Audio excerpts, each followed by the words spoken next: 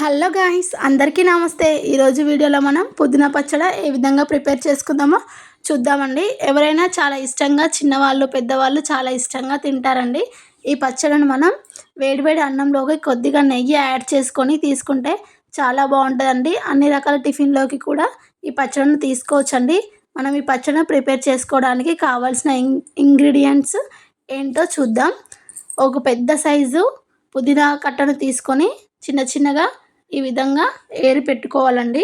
ఒక గుప్పెడంత కరివేపాకు, ఒక 10-12 ఎండుమిరపకాయలు, కొద్దిగా జీలకర్ర, పెద్ద సైజు వెల్లుల్లి రెబ్బలు, చిన్న నిమ్మకాయ సైజు చింతపండు, వీటన్నిటిని తీసుకున్నానండి. ముందుగా స్టవ్ ఆన్ చేసి కొద్దిగా ఆయిల్ వేసుకొని 10-12 ఎండుమిర్చిని యాడ్ చేసుకుందామండి. యాడ్ చేసుకొని వాటిని కలుపుతూనే ఉండాలండి.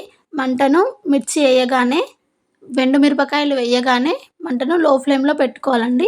హై ఫ్లేమ్లో పెట్టుకున్నామనుకో ఒక మిరపకాయ వేగుతుంది, ఒక మిరపకాయ వేగదు, ఒకటి మాడిపోతుంది. సో మనం ఈవెన్గా కలుపుకుంటూ మంటను సిమ్ టు మీడియం ఫ్లేమ్లో పెట్టుకుంటూ కలుపుకోవాలండి. చూడండి, ఈ విధంగా కలుపుతూనే ఉండాలండి. 50-60% వేగాక కొద్దిగా జీలకర్ర యాడ్ చేసుకుందాం. ఈ విధంగా జీలకర్రను యాడ్ చేసుకొని మరొకసారి కలుపుకుందామండి. బాగా జీలకర్ర, మిరపకాయలు అనేవి బాగా వేగాలండి. చూడండి, మాడిపోకుండా వేయించుకోండి. మంటను కన్వర్ట్ చేసుకుంటూ వేయించుకోవాలి. ఆల్మోస్ట్ అయిపోయినాయండి. వీటన్నిటిని బౌల్లోకి తీసుకుందాం. ఆ గిన్నె తీసేయకుండా అదే గిన్నెలోకి కొద్దిగా ఆయిల్ యాడ్ చేసుకొని మనం ముందుగా కట్ చేసి పెట్టుకున్న పుదీనా ఆకులు, కరివేపాకు ఆకులు యాడ్ చేసుకుందాం. మంటను లో ఫ్లేమ్లో పెట్టుకోండి. అన్ని ఆకులు వేసుకున్నాక మీడియం ఫ్లేమ్లో పెట్టుకొని వేయించుకోండి. చూడండి, చాలా ఫ్రెష్గా కడిగి కొద్దిగా ఆరబెట్టుకొని తీసుకుంటున్నానండి. తడిగా తీసుకున్నాం అనుకో పచ్చడి అనేది నిల్వ ఉండదు. సో మనం మంచిగా ఫ్రెష్ కడిగి ఆరబెట్టుకొని వేయించుకోవాలి. ఈ విధంగా బాగా రోస్ట్ చేసుకోవాలండి. మాడనివ్వద్దు, మాడితే టేస్ట్ అనేది బాగుండదు. మనకు ఎక్కువ క్వాంటిటీలో కావాలనుకుంటే తక్కువ వేయించుకోవాలి, తక్కువ క్వాంటిటీలో కావాలంటే ఎక్కువగా వేయించుకోవాలి. నేను ఆకులు కాకుండా కాడలు కూడా తీసుకున్నాను. సో ఈ విధంగా ఉంది. మీరు ఓన్లీ ఆకులు తీసుకున్నారనుకో 5 minutesలో రోస్ట్ అయిపోతుంది. చూడండి, ఈ విధంగా వేయించుకోవాలండి. చాలా అంటే చాలా హెల్దీ అండి ఇవి. కొద్దిగా వెల్లుల్లి రెబ్బలు యాడ్ చేసుకోండి. ఇది పూర్తిగా ఆప్షనల్. మిక్సీ చేసుకునేటప్పుడు కూడా యాడ్ చేసుకోవచ్చు, ఇప్పుడు కూడా యాడ్ చేసుకోవచ్చు అండి. నేనైతే ఇప్పుడే యాడ్ చేసుకున్నాను. మీ ఇష్టం అండి, నెక్స్ట్ కూడా యాడ్ చేసుకోవచ్చు. ఈ మిశ్రమాన్ని మొత్తం ఇంతకుముందు బౌల్లో తీసుకుందామండి. ఈ విధంగా తీసుకొని కొద్దిగా ఒక 2 minutes చల్లారనిద్దాం. స్టవ్ ఆఫ్ చేసి, సారీ అండి, నేను ఎండుమిర్చి పుదీనా కలిపేశాను. ఈ విధంగా కలపకుండా ఎండుమిర్చి ఫస్ట్ మిక్స్ చేసుకోవాలి, తర్వాత పుదీనా వేసుకొని మిక్స్ చేసుకోవాలి. రెండు ఒకసారి మిక్స్ చేసుకుంటే ఎండుమిర్చి అనేది మెత్తగా కాకుండా కొద్దిగా కనిపిస్తుందండి.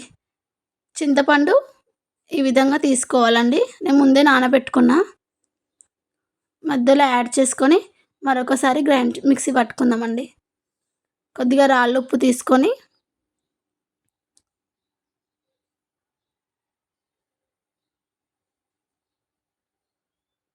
మిక్సీ చేసుకుందాం.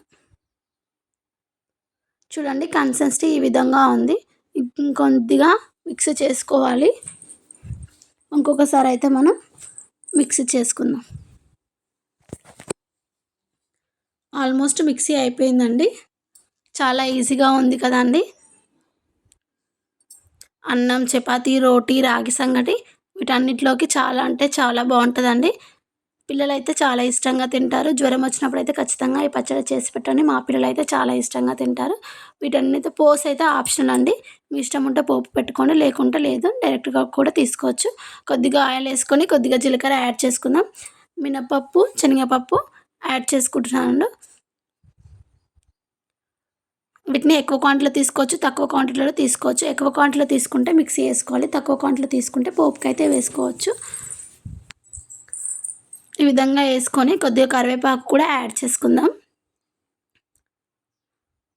ఈ విధంగా కరివేపాకు యాడ్ చేసుకొని పసుపు అయితే నేను 2 టేబుల్ స్పూన్స్ వేసుకుంటున్నానండి. మేము కొద్దిగా పసుపు ఎక్కువగా వాడతాం, మీరు కూడా ఇష్టం ఉంటే వేసుకోండి. యాంటీబయాటిక్ అండి, కొద్దిగా ఎక్కువగానే తీసుకోవాలి. మనం ముందుగా మిక్సీ చేసుకున్న దాన్ని ఇందులో వేసుకుందాం. వేసుకొని స్టవ్ ఆఫ్ చేసుకొని ఒక్కసారి అయితే పోపులో కలిసే విధంగా అంతా ఒకే విధంగా కలుపుకుందాం. అంతే అండి, చాలా ఈజీ, టేస్టీ అండ్ హెల్దీ పుదీనా పచ్చడి రెడీ అండి. చాలా ఈజీగా ఉంది కదా ప్రాసెస్. చాలా హెల్దీ కూడా, ఖర్చు కూడా చాలా తక్కువగా ఉంటుందండి. బెనిఫిట్స్ అయితే ఎక్కువగా ఉంటాయి, ఖర్చు అయితే తక్కువగా ఉంటుందండి. Thank you for watching. Please subscribe.